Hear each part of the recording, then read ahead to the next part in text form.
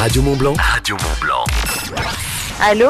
Allô Nora. Oui, c'est dingue comme tu as une voix radiophonique, Romain. Oh bah c'est gentil comme tout ça. C'est vrai, on dirait un spot. On dirait une pub quand il parle le gars. Mais oui, c'est vrai. Mais t'as une jolie voix également et ça fait plaisir de t'avoir. Ah bah c'est gentil. Alors, avant de parler du spectacle, on voulait en savoir un petit peu plus sur toi, on est curieux. Alors, j'ai lu, alors c'est peut-être faux, après tu vas me dire, hein, j'ai lu que tu étais une femme angoissée et que t'aimais pas qu'on te prenne en photo. Écoute, alors je suis angoissée, oui je suis angoissée, mais après, à force de le dire, je me dis, j'ai l'impression que les gens doivent penser que j'ai vraiment des tocs et des angoisses profondes. Je suis quelqu'un d'un peu stressé et un petit peu angoissé en général, mais ça va quand même, je le maîtrise. Et par rapport aux photos, non mais c'est vrai que j'ai un léger problème je pense, de contrôle et de lâcher prise, et j'ai toujours, c'est ce que je dis dans mon spectacle, hein, t'as des nanas, tu les prends en photo, elles peuvent faire une grimace et loucher, et elles sont très bien. Moi j'ai l'impression qu'il faut 17 photos pour qu'il y en ait une de bonne. Donc c'est juste que je trouve que c'est long et que c'est dur. Et en effet, le selfie, au moins tu contrôles ton visage, tu vois un peu ce que tu envoies, quoi. Bah tu peux mieux contrôler, quoi. J'ai lu également, alors là, ce qui est assez drôle, que tu t'es inscrite en faculté de droit, mais ça a pas duré longtemps. Eh ben non, ça a duré 2-3 semaines, je crois. Je me souviens plus, entre 2 et 3 semaines max. Mais oui, mais parce que ça, pareil, en fait, à la fin de mon bac, je me souviens, bref, en terminale, là, au moment où on doit, tu sais, on doit remplir des choix j'allais dire sur le Minitel à l'époque, mais je sais même pas. Enfin bref, peut-être en ligne, peu importe. Mais on devait remplir nos 3 choix de fac. Et en fait, moi, je savais absolument pas ce que je voulais faire. Et en plus, je me disais bon, à tous les coups, je vais pas avoir mon bac, donc je vais un peu mettre un truc au pif. Et puis mon frère me dit bah c'est du droit, c'est très bien. Donc je me suis inscrite en droit à SAS à Paris en me disant de toute façon, a priori, j'y serais pas vu que j'aurais pas mon bac. Et je me suis retrouvée à avoir mon bac. Et donc je me suis retrouvée en droit et en effet j'ai tenu 2-3 semaines parce que j'avais pas du tout envie de faire ça, que ça ne m'intéressait pas. Et alors d'où t'es venue cette envie de vouloir faire de la comédie, de vouloir te lancer dans l'humour? Eh ben écoute, je sais pas, ça c'était en fait le théâtre, j'en faisais déjà avant le droit. Enfin j'en avais fait, j'avais fait à l'époque à Paris les cours Florent, le cycle préparatoire quand j'étais au collège, le cycle professionnel quand j'étais au lycée.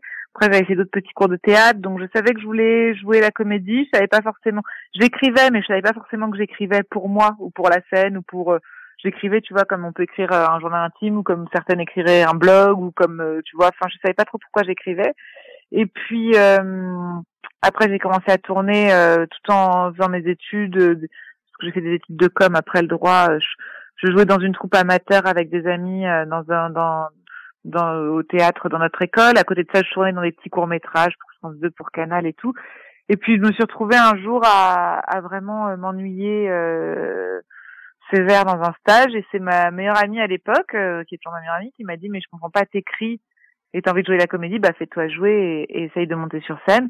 Et c'est comme ça que j'ai commencé à écrire, c'est comme ça que j'ai envoyé mes premiers textes en ne sachant même pas s'ils étaient adaptables ou pas à la scène, mais j'ai envoyé mes premiers textes comme ça au départ, je crois Juste pour rire, mais qui me produisent pas du tout aujourd'hui, mais bon à l'époque je les avais envoyés à eux. Et j'ai commencé à faire des petites scènes ouvertes, et puis mon spectacle, et puis comme ça, de fil en aiguille, je me suis retrouvée à écrire plein de petits spectacles, mais vraiment, tu vois, je jouais devant personne. Enfin, je jouais parfois devant 30, parfois devant 10, parfois devant 12. Quand j'avais 40 personnes, c'était la folie, quoi. Et puis jusqu'à ce que je lâche vraiment mon boulot en me disant, bon, ce serait bien que je fasse que ça. Et ça, c'était il y a 1 an et demi, je crois. 1 an et demi, 2 ans, où du coup, je fais vraiment que ça, et où ça a commencé à être un peu plus sérieux, quoi. Qu'est-ce qui t'inspire? Qu'est-ce qui te donne envie d'écrire? Est-ce que c'est des scénettes sur toi? Est-ce que tu vas taquiner un petit peu le public? Comment ça se passe? C'est beaucoup d'autodérision, donc je me moque surtout de moi en espérant que ça fasse écho au public et au plus grand nombre. Et en fait, moi, je parle vraiment que ce soit dans la vie professionnelle, la vie privée, la vie intime, psychologique, enfin, peu importe. C'est vraiment comment la vie sociale, c'est comment ce personnage se sent toujours un peu à côté, c'est-à-dire que c'est un personnage qui essaye, enfin dans mon spectacle je raconte à quel point j'essaye d'être quelqu'un de bien, j'essaye de m'adapter, j'essaye d'être un peu dans ce qu'elle pense être la norme ou être une fille bien et je sais pas quoi, et en fait plus elle essaye et plus elle rate et plus elle se foire, et donc c'est un peu tous ces moments je pense du quotidien qui sont pas forcément des moments de solitude, mais des moments où on se regarde et on sent qu'on n'arrive pas à être aussi bien que ce qu'on aimerait, quoi. C'est des moments où ce personnage se retrouve un peu en difficulté, quoi. Elle aimerait être cool, elle aimerait être sexy, les moments où elle pense être sexy, elle l'est pas du tout, les moments où elle pense être avoir l'air intelligent. Enfin, c'est le contraire. Elle se plante dans. Elle a une mauvaise image. Pour résumer, on pourrait dire que c'est un personnage qui est dans le surcontrôle, qui veut absolument tout contrôler pour être quelqu'un de bien. Et voilà. Et plus elle essaye, et plus elle rate. Et donc c'est vraiment les différents moments du quotidien où elle se retrouve face à cette réalité-là, quoi. Et c'est toi, ça, en fait? Est-ce que tu es comme ça dans la vie de tous les jours ou c'est vraiment un personnage? C'est une partie de moi, sauf que moi j'essaye de gérer au mieux ce truc-là, que j'ai un peu de recul et que j'ai un peu d'autodérision, et comme je fais ce spectacle, du coup ça me permet de prendre du recul et de soigner ces trucs-là, alors que mon personnage sur scène n'a aucun recul. C'est la même chose, sauf que elle va fonce droit dans le mur, là où moi je prendrai un peu plus de recul, quoi. En fait, je trouve que c'est toujours plus marrant de parler des trucs qui nous dérangent chez nous plutôt que des trucs dont on est fier, quoi.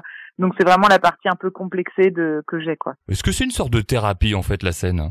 Non, je crois pas. Il y a plein de gens qui disent ça, moi, je m'en cache pas, je l'ai déjà dit dans plusieurs interviews, je vois un psy, donc ma thérapie, je la fais avec mon psy.